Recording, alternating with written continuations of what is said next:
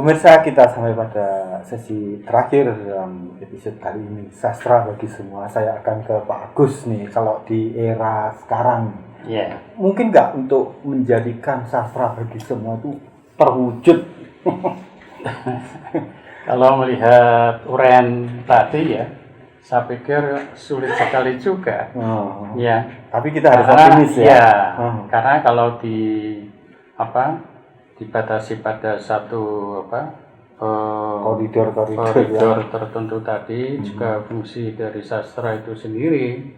Ya, nah sastra bagi semua pada saat ini sebenarnya bisa itu ya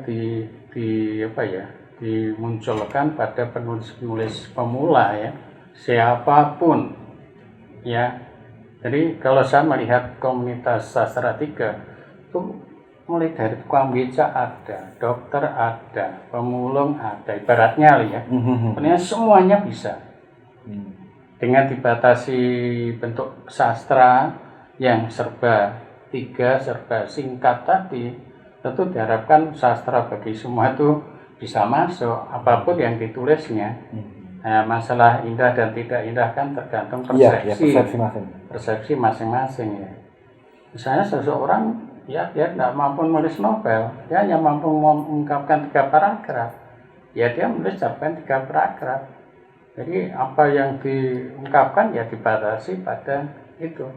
Termasuk ketika kita menulis kutiba tadi, puisi 3 baris misalnya, nah puisi 3 bait misalnya, kita nulis ya, tentunya dengan menulis 3 itu kan harapannya kan semuanya bisa.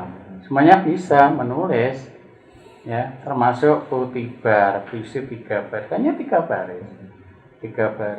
baris. Nah, harapannya ya puisi sastra bagi semua nanti ya, saya tidak tahu ya nanti betul-betul bisa terrealisasi tidak. Ya, tapi harapannya sastra bagi semua itu bisa secara universal itu bisa dinikmati oleh semuanya. Ya, sesuai dengan fungsinya masing-masing, sesuai dengan koridornya masing-masing. Karena apa? Mereka kan sudah tersisihkan oleh kelas-kelas yang sudah aku lo sastra, gonmu ini nggak masuk tuh sastra, ini nggak masuk itu. Karena apa? Tidak memenuhi syaratan yang mungkin sudah disampaikan. Bahkan punya kamu itu tidak bisa terbit, sehingga tidak bisa dibaca oleh yang lain. Berbeda ya dengan kondisi sekarang ini, dengan media yang begitu canggih, semuanya hampir semua punya HP, hampir semuanya bisa mengakses informasi. Tentunya apa yang ditulis oleh semua itu mudah-mudahan nanti saya tidak tahu bisa terwujud atau enggak. Mungkin harapan dari kita semuanya pengennya sastra bagi semua itu bisa terwujud, terrealisasi, sehingga bisa dinikmati oleh semua kalangan. Sehingga tidak terbatas pada satu kelas saja, satu golongan saja. Itu. Ya. Terima kasih Pak Panji. Oke, gini. Saya awali lagi dari pernyataan ini, dari statement ini, sastra bagi semua. Sebenarnya pernyataan ini kan sudah sangat politis. Oke. Sastra bagi semua. Nah, ini gini. Sastra bagi semua, saya awali dengan poin saya yang mungkin dirasa sangat radikal ya, tapi nggak masalah. Sastra bagi semua itu tidak akan terjadi, tidak bisa terjadi. Karena sastra pasti tidak bagi semua. Jadi begitu poin saya. Nah, poin yang kedua, sastra bagi semua itu kita urai lagi, coba kita urai. Sastra bagi semua kita urai mulai dari yang nulis atau penulis, kemudian dari yang baca, kemudian dari produksi nilai. Produksi nilai itu misalnya penerbit, kritikus, dan seterusnya itu. Nah, kalau kita urai itu, sastra bagi semua, apakah kita awali dari penulisnya? Apakah semua orang bisa menulis? Bisa. Oke, semua orang bisa menulis. Tapi apakah semua orang yang bisa menulis itu diakui sebagai sastrawan? Tidak. Nah, sekarang yang mengakui siapa? Dia sebagai sastrawan itu. Kan nggak mungkin dia mengakui dirinya sendiri sebagai sastrawan. Aku loh sastrawan. Loh, buktinya apa? Saya udah punya buku. Ya enggak. Karena pengakuan itu dari luar. Dari lembaga kah? Ya bisa. Dari orang kah? Ya bisa. Dia harus misalnya harus mengirim keranya ke Dewan Kesenian tertentu, penerbit atau apa. Kalau dia bisa diterbitkan oleh Gramedia, berarti ada pengakuan dari Gramedia sebagai penerbit besar pada dia. Oh, sudah terbitkan oleh Gramedia. Ya, dia terbitkan. Saya adalah seorang sastrawan. Gitu. Tapi kalau dia terbit sendiri, kamu udah buku sudah. Dan terbitkan siapa? Ya saya terbitkan sendiri. Terbitkan sendiri. Kalau pengen pengakuan, ya terbitkan dari luar, jadi penerbit yang besar itu gitu loh. Itu dari penulis aja kita melihat bahwa di situ ada semacam pergulatan pertarungan untuk menjadi seorang sastrawan. Persoalan kan? Dan itu sangat politis sebetulnya. Tapi tidak selalu eksplisit di dalam persoalan sastra. Dia pasti sembunyi gitu loh. Mesti implisit mesti. Jadi itu yang perlu kita urai. Kemudian yang kedua, yang di tengah ini. Enggak tengah maksudnya yang ada di sini ya, sebelum ke pembaca. Atau pembaca saja, baik ke pembaca ya. Pembaca. Sekarang apakah semua orang itu bisa membaca itu? Yang sekarang disuplai besar-besaran di Indonesia. Misalnya Tereli misalnya. Apakah semua orang mengaku itu sebagai sastra? Kan tidak. Tidak semua membaca mengaku itu sebagai sastra. Ya mengaku sebagai sastra tapi dipisahkan. Sastra yang bagaimana dulu? Gitu kan. Kalau sekolahan jelas. Beberapa sekolahan tidak mengakomodasi itu sebagai penelitian misalnya begitu. Karena dianggap sebagai sastra populer. Begitu. Nah, jadi di aspek pembaca pun sebenarnya sudah ada semacam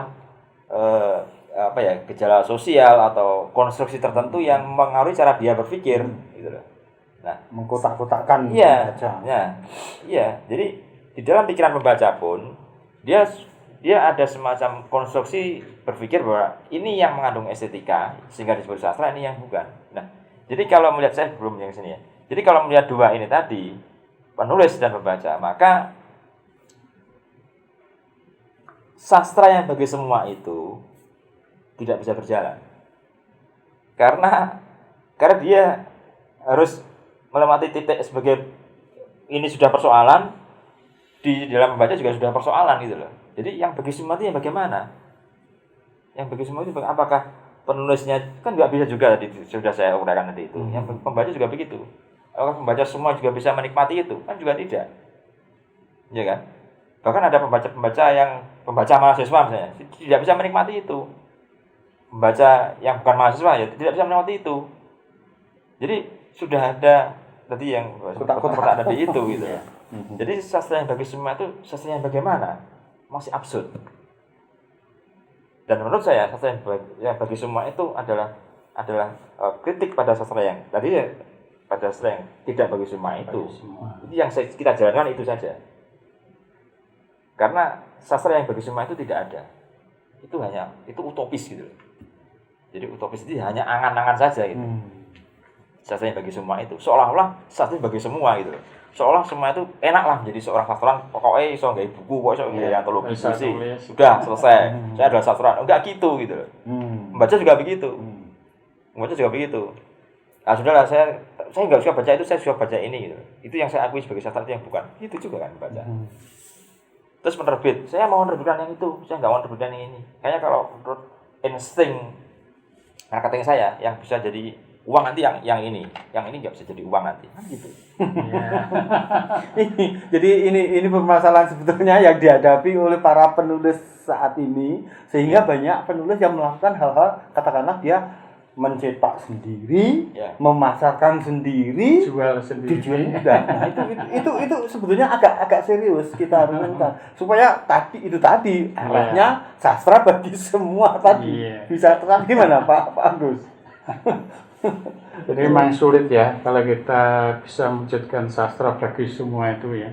Jadi dengan manajemen bakul soto dalam ya belanja dewe, masak dewe, ngedoli dewe, nyusui dewe. Nah di dalam konsep bersastra kita tidak bisa seperti itu. Ya ada, tapi seorang penulis itu yang menulis sendiri, membiayai sendiri, cetak sendiri, menjual sendiri. Itu juga ada. Karena apa? Dan itu fenomenanya sekarang seperti itu saya lihat. Karena kemudahan menerbitkan buku sastra.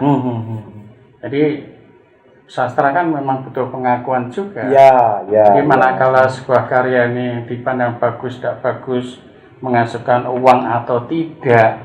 Ya, karena itu kan sudah masuk bisnis kan, ranahnya ada bisnis. Dan sekarang pun kalau kita berpikir, orang itu sastra ini jadi artinya foto. Apa sesugih ya, lebih parah lagi. Itu fakta sekarang ini ya. Meskipun dalam kenyataan memang dengan membaca sastra orang kan bisa memperluas cakrawalanya. Dengan membaca sastra orang itu bisa mengembangkan keterampilan berpikir kritis. Banyak sekali yang diperoleh dari itu ya.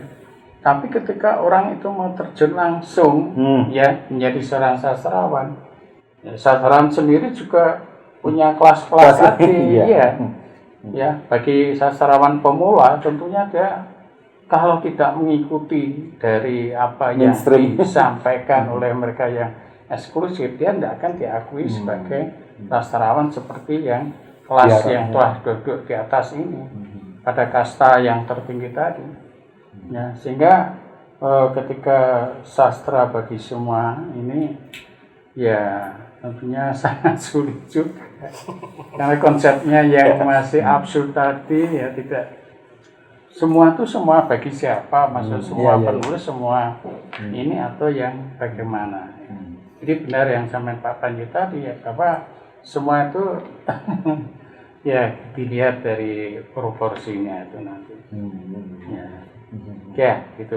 Terus dilanjut Pak nih tentang semua itu tadi loh. Ya kalau ingat semua kan saya ingat ideologi komunis sebenarnya. Iya. Semua sama rata sama misalnya gitu ya. Tapi tapi sastra ini kan unik loh Pak. Iya.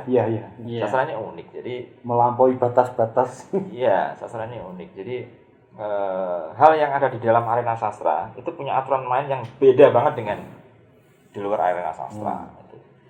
Jadi dia punya aturan main, punya otonomi ya untuk mengatur dirinya sendiri di dalam sastra seperti itu. Jadi ya kita ambil kasus tadi itu ada orang yang nulis sendiri, dia terbitin sendiri bukunya itu, kemudian dia cari pembaca sendiri, dia biayai juga manajerialnya itu, publikasinya itu, mungkin dia bahkan sampai dia cari pembacanya untuk dipaksa dalam petik untuk membaca karyanya dia, bisa begitu juga. Sekarang persoalannya kita lihat fenomena itu gimana. Nah, ketika seseorang yang melakukan seperti itu, maka instrumen dalam arena sastra yang saya sebut sebagai pengakuan pengakuan tertentu ini akan berjalan. Misalnya gini. Kalau dia ngelakuin itu, dia pengen dapat uang banyak, maka dia tidak akan diakui sebagai sastrawan nasional. Karena sastrawan nasional itu tidak mengakui orang yang menjual bukunya banyak, tapi karyanya tidak berbobot. Ya. Jadi orang itu dianggap tunduk pada kekuatan ekonomi, finansial itu. Dia hanya pengen dapatin uang banyak, sehingga kualitas sastranya itu tidak diperhatikan. Nah, instrumen ini akan berjalan. Dia akan bunyi kayak alarm itu, oh ini gak layak ini jadi sastrawan nasional. Karena apa? Dia mengabdi pada kepentingan uang gitu. Nah, kalau dia muncul ngurus diri sebagai apa? Pengen sebagai sastrawan yang supaya alarmnya nggak bunyi ini tadi, dia akan berhadapan dengan rezim estetika yang besar tadi itu. Apakah ini alarm berikutnya nih ya, alarm kedua nih. Alarm ini akan bunyi oh itu tidak diterima. Karena estetikanya nggak nyambung dengan yang ini, dengan Horizon, dengan Dewan Kesenian Jakarta, dengan lembaga-lembaga besar di sana itu yang seolah-olah punya otoritas untuk menjudge, oh ini karya sastra, ini agaknya belum, ini nanti bisa, seterusnya lah, banyak sekali variabelnya ya. Nah, begitu kasusnya.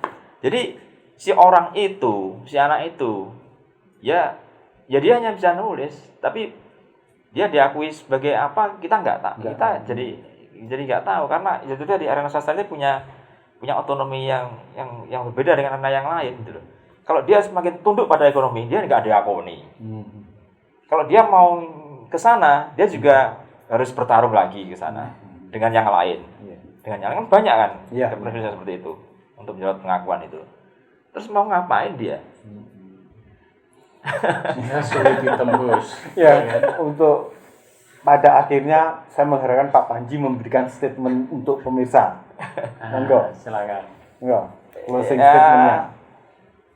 Ya, sastra tetap harus sastra. Itu kalau Horace bilang dulce et utile. Jadi dia itu indah dan bermanfaat. Nah, indah itu tidak universal, indah itu kontekstual, dan bermanfaat itu adalah sebagai sarana dia untuk berbicara secara otentik sesuai dengan keadaan dirinya. Jadi tidak dibatalkan oleh kekuasaan di luar dirinya. Terima kasih. Terima kasih. Ya. Pak Agus, monggo closing statement-nya. Bahwa sastra bagi semua tentunya kita tidak bisa mewujudkan ya. Hanya yang penting dalam sastra bagi semua itu adalah bagaimana tujuan sastra itu menghibur dan mendidik, itu yang paling kita utamakan ya. Dan harapannya nanti sastra bagi semua itu nanti ya tidak bisa terwujudkan. Hanya itu. Terima kasih. Kalau kedua narasumber sudah memberikan statement demikian semua, saya kembalikan kepada pemirsa.